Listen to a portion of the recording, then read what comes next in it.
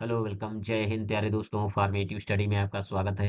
आज इस video lecture में हम एलसीएम और एचसीएफ का रिवीजन करेंगे और ये रिवीजन की देखिए तीसरी क्लास है। इससे पहले दो क्लासेस हो चुकी हैं। ठीक है।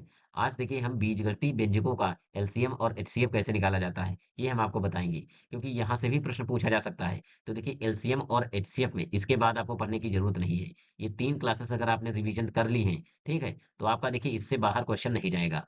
ठीक है। और देखिए मैथ में कोई भी चीज को आपको छोड़ना नहीं, हर चीज पढ़ना है। बैक देखा जाए तो सबसे ज्यादा बैक जो लगती है वो मैथ में लगती है। तो इसीलिए हम मैथ के हर टॉपिक का देखिए दोबारा आपको रिवीजन करवा रहे हैं, जिससे आपकी तैयारी बहुत अच्छी हो जाएगी। अगर किसी भी टॉपिक में आपको लग रहा है कि आपका टॉपिक वीक है, तो आप बता सकते हैं, हम उसका भी रिवीजन करवा देंगे। वैसे भी आपको बताने की जरूरत है नहीं, हम सारे टॉपिक्स का रिवीजन करवा रहे हैं। चलिए क्लास को स्टार्ट करते हैं। तो देखिए पहला प्रश्न है। पहले आपको क्या करना है, x square minus 4 and x square minus x minus 6, इसके आपको गुणनखंड करने हैं। ठीक है, तो देखिए एक्स स्क्वायर माइनस 4 एक साइड में आपको लिख लेना है और इधर लिख दीजिए x square minus x minus 6।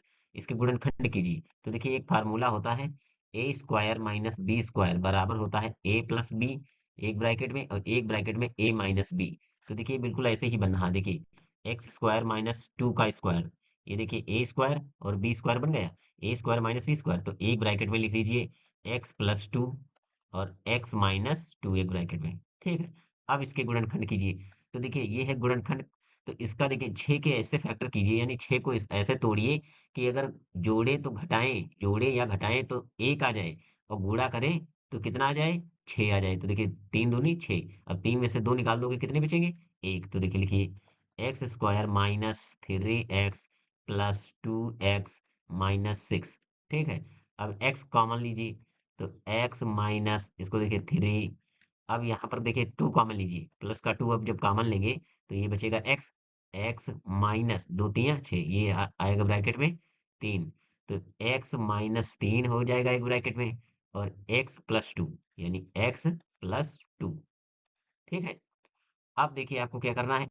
तो देखिए अब एलसीएम पहले निकालिए। तो एलसीएम बराबर देखिए यहाँ पर लिखा है एक्स प्लस 2 एक्स माइनस 2, यहाँ एक्स माइनस 3 एक्स प्लस 2। तो एक्स प्लस 2 दो बार है, तो एक बार लिख लीजिए एक्स प्लस 2। फिर देखिए एक्स माइनस 3, एक ब्रैकेट में लीजिए एक्स माइनस 3। ठीक है। फिर दोबारा देखिए कितना बचा, एक्स माइनस 2। ये हो जाएगा आपका एलसीएम। अब देखिए आपको निकालना है एचसीएफ। जब इसका एचसीएफ निकालना है तो इन दोनों में देखिए कॉमन कौन है। यहाँ पर देखिए आपको देखना है और यहाँ पर देखना है, इसमें कॉमन क्या मिल रहा है। तो देखिए एक्स प्लस 2 मिल रहा है यहाँ पर भी, और एक्स प्लस 2 यहाँ पर भी मिल रहा है। तो हम ले लेंगे एचसीएफ एक्स प्लस 2। ये हो जाएगा आपका एचसीएफ यानी मासा। मासा कितना आ जाएगा, एक्स प्लस 2।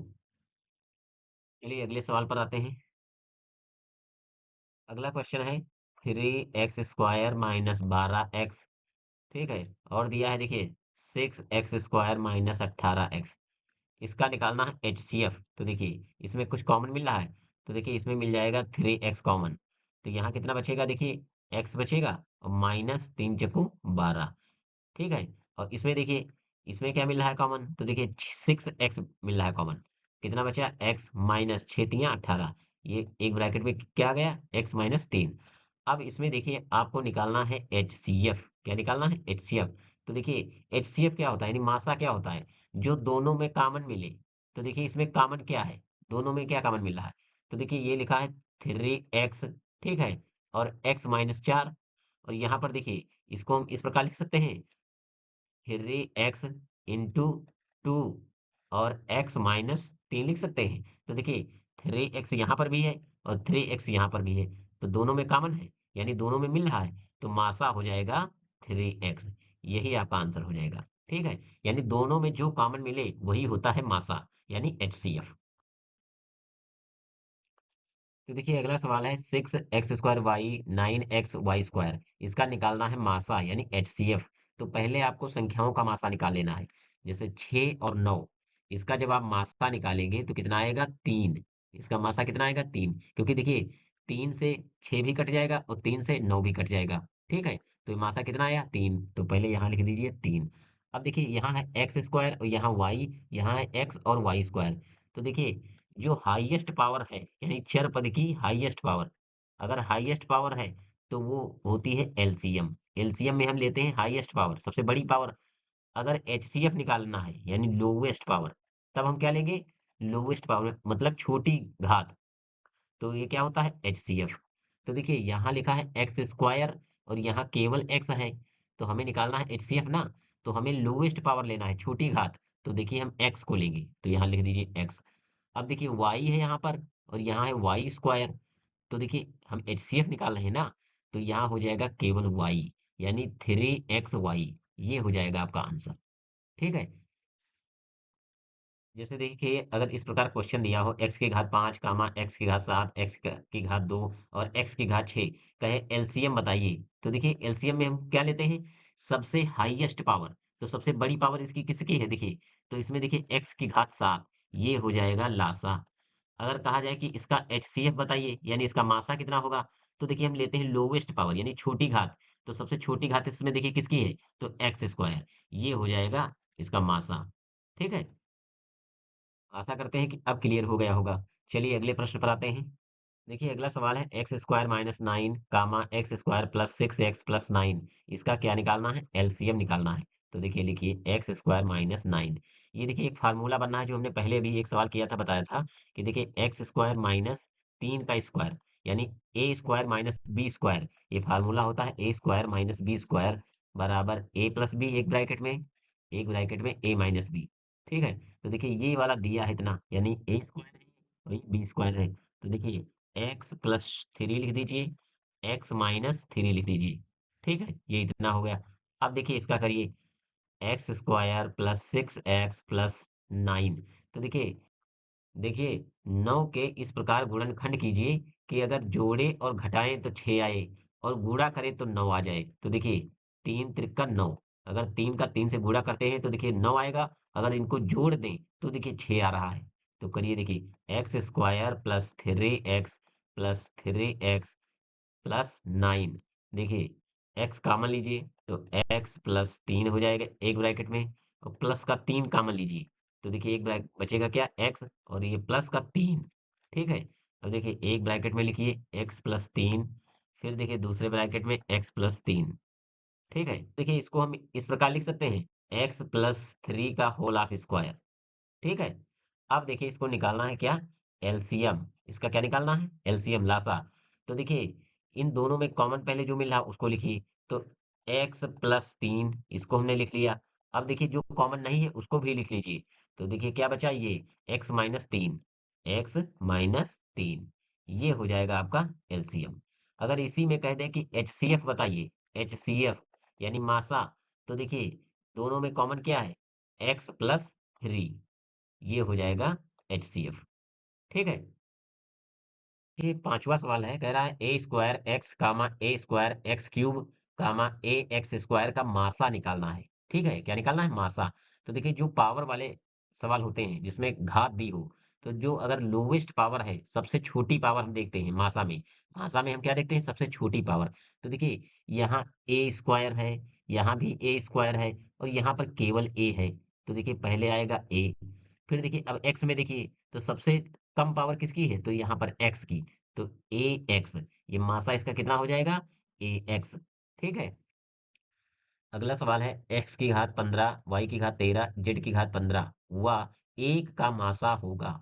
तो देखिए मासा जब हम निकालते हैं तो दोनों में कॉमन देखते हैं, तो देखिए यहाँ एक्स है वाई है जेड है, लेकिन यहाँ पर केवल एक है और इसके बाद ना ये तो एक्स है ना तो वाई है ना तो जेड है। तो देखिए इन दोनों में कॉमन क्या मिल रहा है? तो देखिए इन दोनों में आपको एक कॉमन मिल रहा होगा।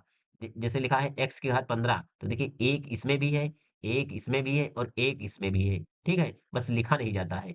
तो दोनों में देखिए कॉमन क्या है? एक, तो इसका मासा होगा एक। अगला सवाल है एक्स की घात 2 कामा एक्स की घात 4 कामा एक्स की घात 15 का लासा होगा। तो हमने पहले ही बता रखा है कि जो एलसीएम में हम क्या करते हैं? सबसे हाईएस्ट पावर देखते हैं। क्या देखते हैं? हाईएस्ट पावर, सबसे बड़ी पावर।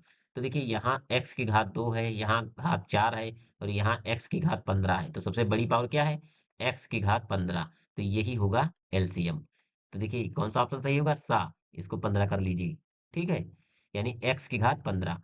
अगर इसी में कह देता कि एचसीएफ बताइए यानी मासा, तो सबसे लोवेस्ट पावर देखते हैं। तो देखिए एक्स स्क्वायर, ये जो एक्स स्क्वायर है ये हो जाता मासा।